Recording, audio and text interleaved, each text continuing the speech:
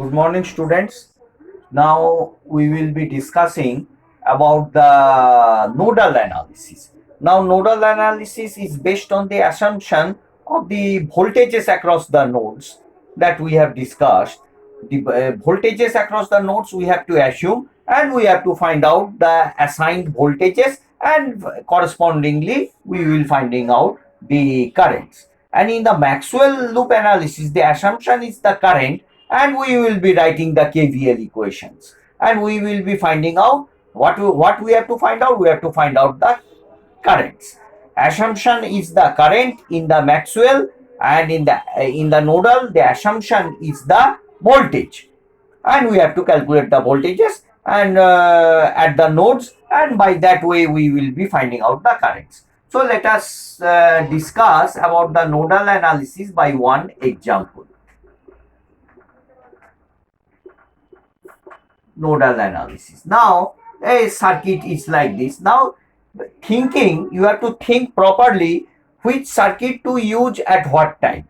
There are different methods. One is the Maxwell's loop analysis, another is the nodal analysis, another is the Thevenin's theorem, another is the superposition, Norton's.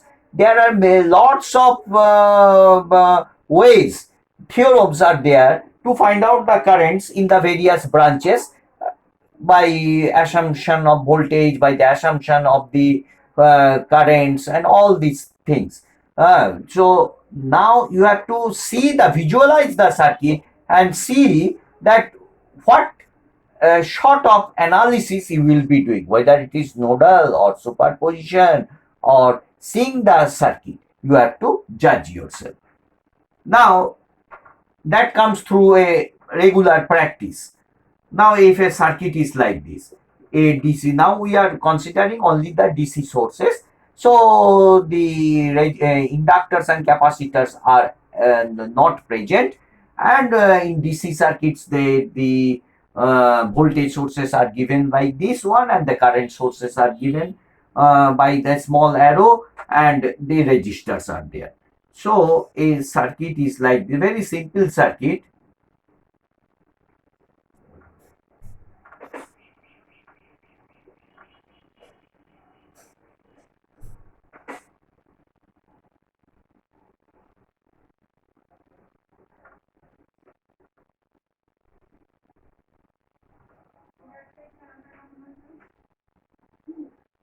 You see, very simple circuit.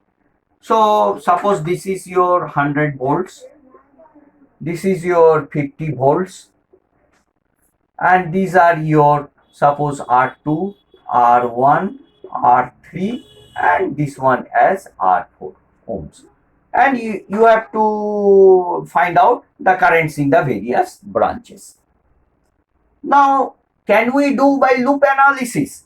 Yes, we can do. Think this one as the loop, think this one as the loop, think this one. If we do as by the loop analysis, there will be currents. There will be the currents in the meshes. We will be thinking I1 is there, and I2 is there, and I3 is there. So that is the assumption. Once we assume, write the equations and finish. You will be getting the simultaneous equations, and you have to solve it. Now by nodal analysis, node, you know what is the potential at this point. Suppose this one is this one. So this one is plus, this is minus. Suppose the current flowing is 2 amperes, and this one is 50 ohms. Now what is the potential at this? Here it is 100. With respect to this is 100. So always the current flows from the higher potential to the lower potential. So likewise. So you have to first choose the nodes. Now this is one node, this is one node, and this is one node, and this is one node. So nodes means the junction points. What are nodes? Nodes are the junction points. Junction points. So you first of all you name the nodes. Let it be one node, this is two node, this is the third node, and this is the zero node. So you see all the elements, all the sources and the elements are connected at here, and you can, this is grounded. So this is your datum node also, DAUTUM, datum node, or reference node, or you can, another name is there, reference node, datum node, reference node, or zero potential node, zero potential node. You can tell like this also. So this is the thing like this. Now, first of all, you have to name the nodes.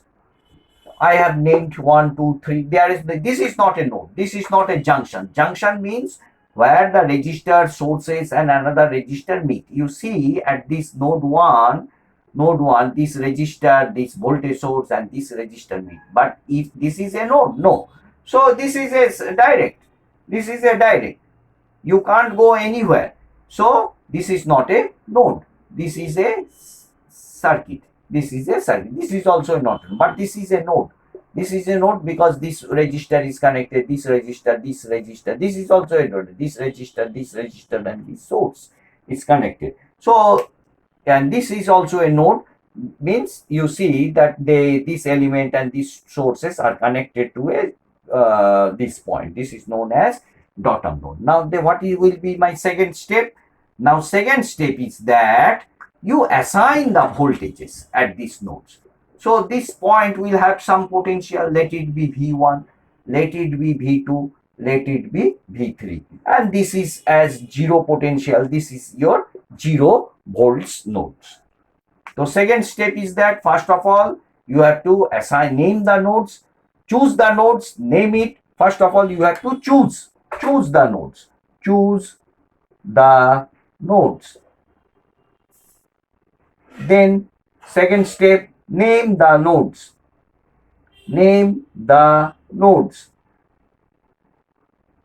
Third step, after naming the nodes, assign the voltages. Assign the voltages. So what are the voltages I have assigned? V1, V2 and V3. What we have to find out? Find out what? What we have to find out? We have to find out V1 how much, V2 how much, and V3 how much. If we know the potential at these points, we will be able to find out the currents. We will be able to find out the currents very easily. So we have to calculate the potential of the nodes. First choose the nodes, name the nodes. I have named it 1, 2, 3. Then assign the voltages V1, V2, V3. This is your first step. Now what will be your next step? I am running this.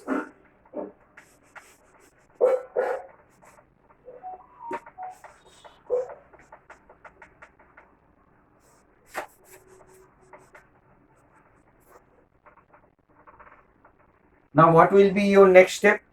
Next step is that fourth one, you give the current direction at your wish. At your wish in the registers. So wish means nobody knows that the current will flow before calculating the values of V1, V2, V3. We don't know from which direction the current will be flowing, from 1 to 2 or from 2 to 1. I have assumed like this.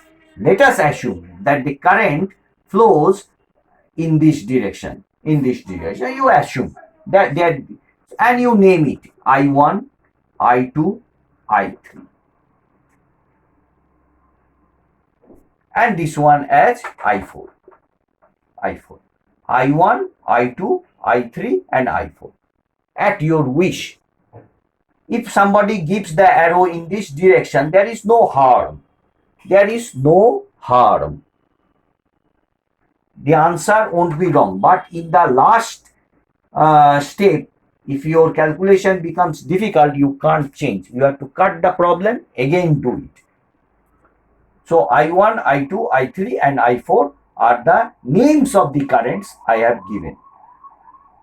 After getting the values of V1, V2, V3, First of all, you have to get the values of V1 how much, V2 how much, and V3 how much.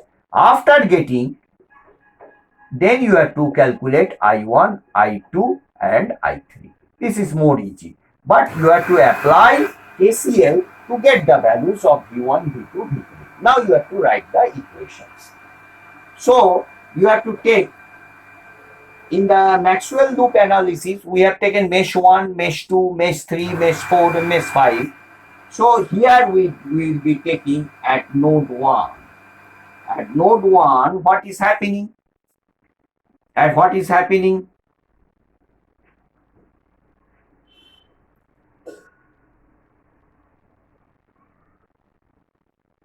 So you see what is the potential at this point. This is 0, this is V1. So V1, so how you can write the KVL equation?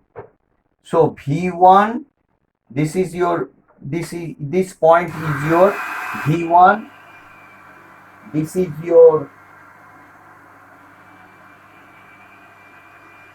this is your 0, this is your V1, this is your 100.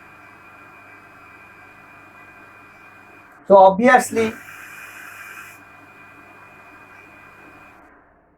you assume a fictitious closed circuit.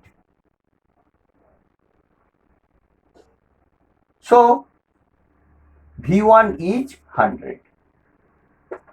V1 is 100. So this value directly you got is 100 volts. This point is V1 is 100. So now at node 1, what you will be getting? V1 as 100. Now at node 2,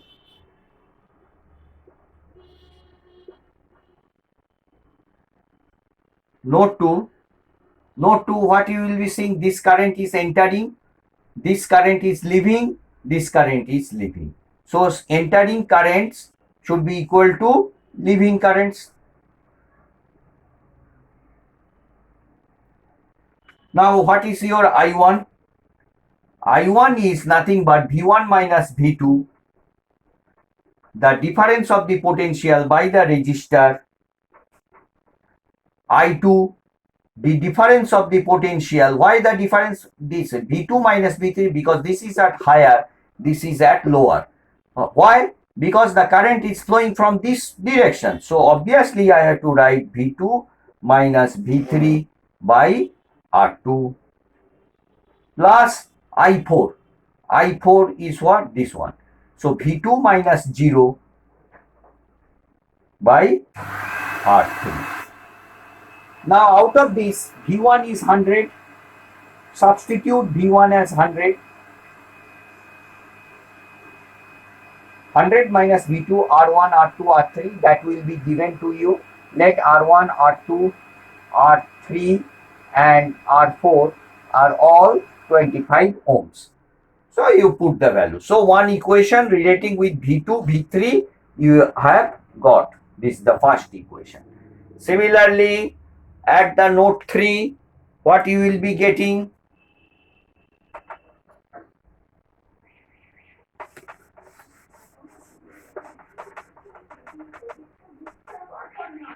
At node 3, what is the voltage at the node 3?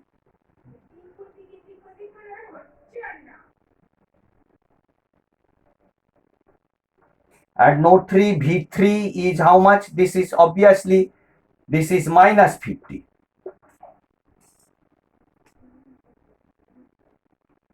V3 as minus 50. You see that the current flows from this side. So V3 minus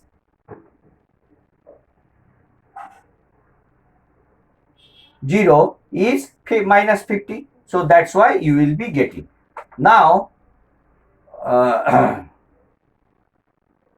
now at the this one. So once you get the value of V3, so similarly you can calculate V2. So V1, V3 you know, and you get the value of V2.